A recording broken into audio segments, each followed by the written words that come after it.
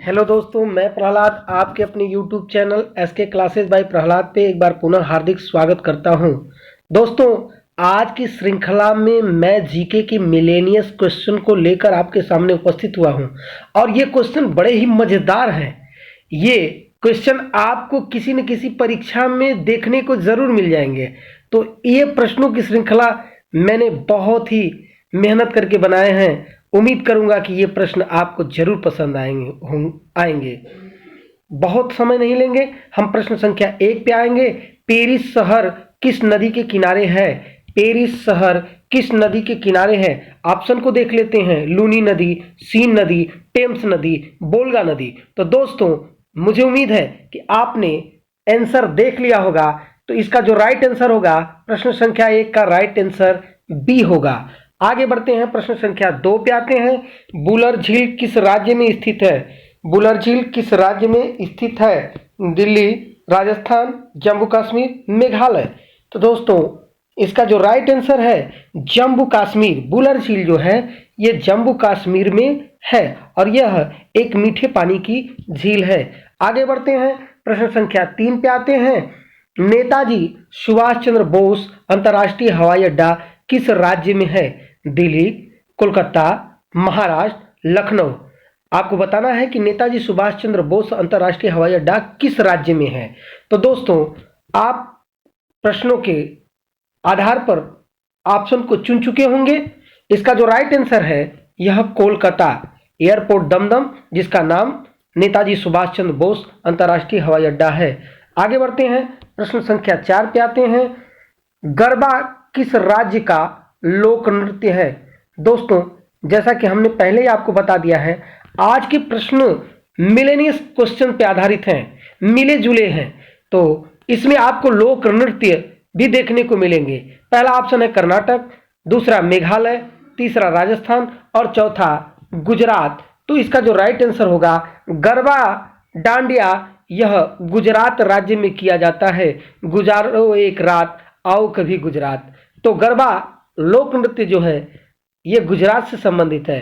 प्रश्न संख्या 5 पे आते हैं और ये 5 नंबर का जो प्रश्न है यह कई परीक्षाओं में पूछा जा चुका है, क्योंकि आपको मालूम होगा कि 2014-15 से इसका नाम बदल दिया गया है। नीति आयोग का अध्यक्ष कौन होता है? नीति आयोग का अध्यक्ष कौन होता है? राष्ट्रपति, प्रधानमंत्री, उपराष्ट्रपति, राज्यपाल। तो दोस्तों, किसी भी देश के नीति आयोग का अध्यक्ष उस देश का प्रधानमंत्री होता है। आगे पढ़ते हैं और प्रश्न संख्या 6 पे आते हैं। ये लीजिए, एक घास के मैदान से भी आपको प्रश्न देखने को मिलेगा। पंपास नामक घास का मैदान कहाँ पाया जाता है? पंपास नामक घास का मैदान कहाँ पाया जाता है? उत्तरी अमेरिका, दक्षिणी अमेरिका, यूरोप, अफ्रीका। घास के मैदान से संबंधित ये प्रश्न है। तो ये पंपास नामक घास जो है का मैदान जो है ये दक्षिण अमेरिका में पाया जाता है। प्रश्न संख्या 6 का ऑप्शन नंबर बी सही हुआ। प्रश्न संख्या 7 पे आते हैं। अलमाटी बांध किस नदी पर स्थित है? अलमाटी बांध किस नदी पर स्थित है? कृष्णा नदी, गोदावरी नदी, कावेरी नदी, सतलज नदी। तो दोस्तों, अलमाटी बांध किस नदी पर स्थित है? इसका जो राइट आंसर होगा वो ऑप्शन नंबर ए होगा। प्रश्न संख्या 7 का राइट आंसर होगा ए, कृष्णा नदी पर। दोस्तों, आप हमें अपने सही उत्तर कमेंट बॉक्स में लिखकर जरूर बताइएगा कि आज के प्रश्नों की श्रृंखला में आपने कितने प्रश्नों को किया है। प्रश्न संख्या 8 है कि गोमतेश्वर मंदिर किस राज्य में स्थित है? महाराष्ट्र, कर्नाटक, तेलंगाना। चौथा ऑप्शन है केरल। तो दोस्तों, जो गोमतेश्वर मंदिर है यह कर्नाटक राज्य में स्थित है। ऑप्शन नंबर बी इसका राइट आंसर होगा।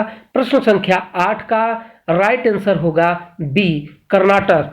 उम्मीद करता हूं प्रश्नों की ये श्रृंखला बहुत ही पसंद आ रही होगी, क्योंकि पिछली वीडियो जो मैंने पर्यायवाची हिंदी में डाला था वह प्रश्नों की श्रृंखला थोड़ी सी कठिन थी, तो आप लोगों को कठिनाई महसूस हुई। लेकिन ये प्रश्नों की श्रृंखला जो जीके के और जीएस के प्रश्नों की श्रृंखला है, ये श्रृंखला आपको बेहद पसंद आ रही होगी। प्रश्न संख्या 9 है, नेपाल की संसद को क्या कहते हैं? नेपाल की संसद को क्या कहते हैं?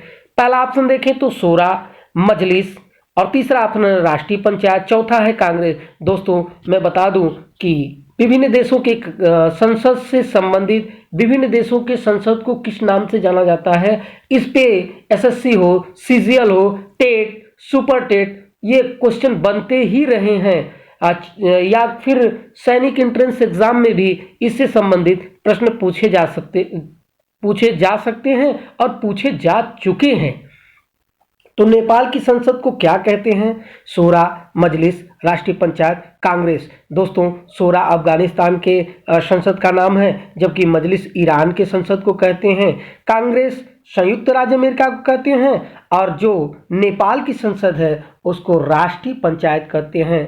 तो इसका राइट आंसर जो होगा वो राष्ट्रीय पंचायत होगा। प्रश्न संख्या 9 का ऑप्शन सी। आगे बढ़ते हैं, प्रश्न संख्या 10 पे आते हैं। चौधरी चरण सिंह के समाधि स्थल का क्या नाम है?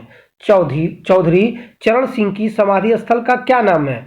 समता स्थल, किसान घाट, वीरभूमि, शक्ति स्थल। दोस्तों एक बार मैं सभी ऑप्शन से आपको रूबरू करा दूं।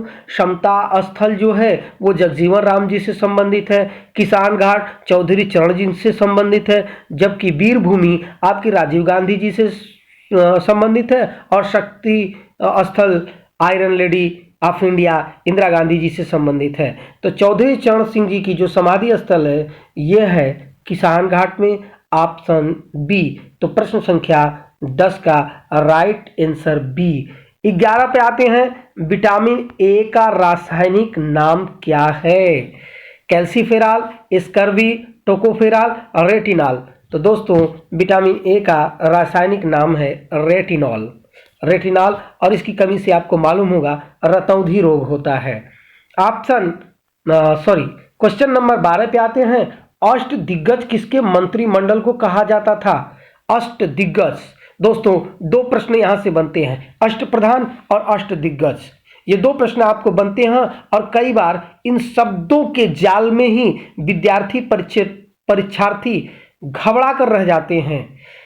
पहला ऑप्शन देख लेते हैं, कृष्णदेव राय, दूसरा शिवाजी, तीसरा झांसी की रानी और चौथा समुद्रगुप्त।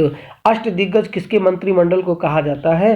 तो दोस्तों अष्ट दिग्गज जो है कृष्णदेव राय की सेना को कहा जाता था, मंत्रिमंडल को कहा जाता था। जबकि अष्ट प्रधान की बात करें तो शिवाजी के मंत्रिमंडल को अष्ट प्रधान कहा जाता था। उम्मीद करता हूं यह प्रश्न आपको पसंद आया होगा। प्रश्न संख्या 13 पर आते हैं, श्वेत क्रांति किससे संबंधित है? टमाटर उत्पादन, अंडा उत्पादन, मछली उत्पादन, दूध उत्पादन। श्वेत क्रांति किससे संबंधित है? तो दोस्तों यह एक आसान सा हलवा प्रश्न है कि श्वेत क्रांति दूध उत्पादन से संबंधित है। प्रश्न संख्या 13 का ऑप्शन संख्या डी राइट आंसर हुआ। आगे बढ़ते हैं, प्रश्न संख्या 14 पे आते हैं। लीजिए, श्वेत क्रांति के जनक, श्वेत क्रांति, अभी क्रांति की बात हो रही थी, दूध उत्पादन हमने देखा, श्वेत क्रांति के जनक कौन? Doctor Verghese Kurien, MS Swaminathan, Michael Faraday और माइकल फेल्प्स।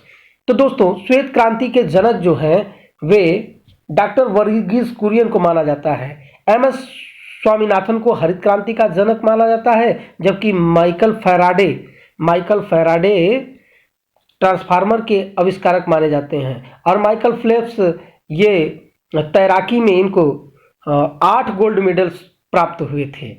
तो ये माइकल फेल्प्स का किसी क्रांति से संबंध नहीं, यह एक खिलाड़ी के रूप में जाने जाते हैं। श्वेत क्रांति के जनक डॉक्टर वर्गीस कुरियन थे। आगे बढ़ते हैं, प्रश्न संख्या 15 पे आते हैं। दोस्तों उम्मीद करता हूं कि जीके और जीएस के ये मिले जुले प्रश्न, मिलेनियस क्वेश्चन को आप लोग ढेर सारा प्यार दुलार देंगे और बहुत अधिक पसंद करेंगे। यदि आपका सहयोग और मोटिवेशन रहा तो हम अच्छे से अच्छे कंटेंट को लेकर आपके सामने उपस्थित होते रहेंगे। प्रश्न संख्या 15 पे आते हैं, चिल्का झील किस राज्य में स्थित है? चिल्का झील किस राज्य में स्थित है? गुजरात, उड़ीसा, मध्य प्रदेश, पश्चिम बंगाल। तो दोस्तों इसका जो राइट आंसर है उड़ीसा। और एक बात बता दूं, यह तटीय झील सबसे बड़ी तटीय झील मानी जाती है। चिल्का झील उड़ीसा में सबसे बड़ी तटीय झील भी मानी जाती है। और आज का अंतिम प्रश्न जो आपको कमेंट बॉक्स में उसका उत्तर लिखकर बताना है, एक होमवर्क के रूप में आपको प्रश्न दिए जा रहे हैं कि बांदीपुर नेशनल पार्क किस राज्य में स्थित है। दोस्तों इसका ऑप्शन है कर्नाटक, मध्य प्रदेश, असम, मिजोरम। मैंने एक छोटे स्तर से कोशिश करने की भरपूर प्रयास किया है कि आपको ऑफलाइन के अलावा ऑनलाइन यूट्यूब के माध्यम से भी मेरे पास जो भी शिक्षा रूपी धन है वो आपको देने की कोशिश करूं। यदि आपका सहयोग और मोटिवेशन रहा तो मैं आपसे वादा करता हूं कि एक दिन इस छोटे से स्तर को मैं बड़े स्तर तक ले जाऊंगा। इसी के साथ वंदे मातरम, जय हिंद, जय भारत।